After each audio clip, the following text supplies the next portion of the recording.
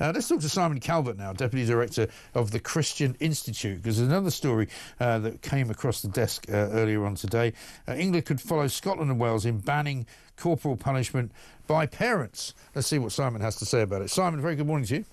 Good morning. Good to talk to you. How has it been in Scotland after this ruling was brought in terms of whether anybody's been actually done for it? So there's three ways to answer that. One is to say that when the ban first came into force, after months of saying that it wasn't about criminalising parents, the Scottish Government issued guidance saying down 999 if you see a parent smacking their child. So clearly they did envisage criminal consequences. But secondly, we've asked the police and prosecutors in Scotland to break down how many people have been prosecuted or convicted as a result of the law change. And they don't differentiate. So we don't actually know how it's working out. But thirdly, Social Work Scotland have said that firstly they're encountering a lot of families who don't know about the law change, so they're carrying on as normal. But that social workers say it is damaging their ability to work with families, because trivial incidents like a mum tapping a tot on the back of the hand that would normally have been of no interest to them, they have to escalate it. They have to involve the police, and so they're not able to give the kind of support that they want to give, because that, of course, destroys the working relationship with the family. And are some of these reports being made to the police, if they are being made by the children? So I'm not aware of any cases like that. As I say, we just don't have the data. But the fact that the Scottish Government thought it was a good idea to issue guidance saying down 999 if you see a mum smacking a tot's bum, it just tells you that is the reality. Look, I want to be absolutely clear. Everybody thinks that parents who physically abuse their children should face the full force of the law. And let's also be clear that the current legal position, it's been this way for about 20 years, is that if a parent does anything that leaves anything more than transient reddening of the skin, that's already illegal. That's unreasonable chastisement. The defence that MPs are talking about repealing today is the reasonable chastisement defence. So it's things clearly below that level. So if the MPs were to vote for this amendment today, the only kind of actions that would be criminalised is not unreasonable, not abusive stuff.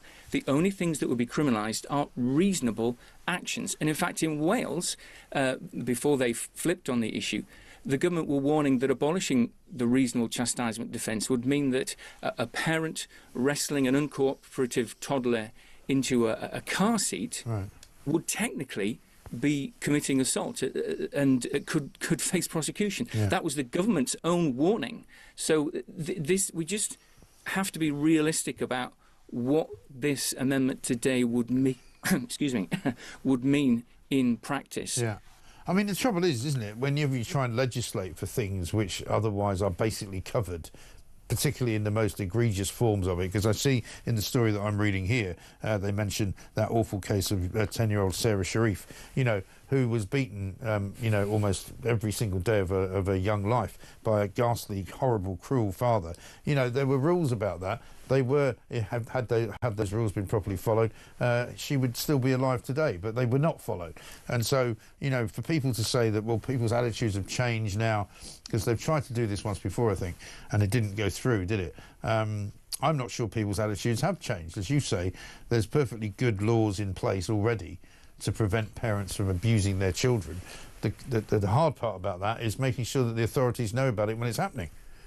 Yes, and I mean, let's just consider two examples. You have the child in an abusive family, and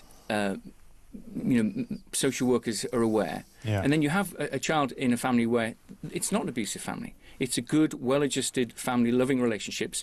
The only thing going on there is that mum occasionally taps the tot on the back of the hand.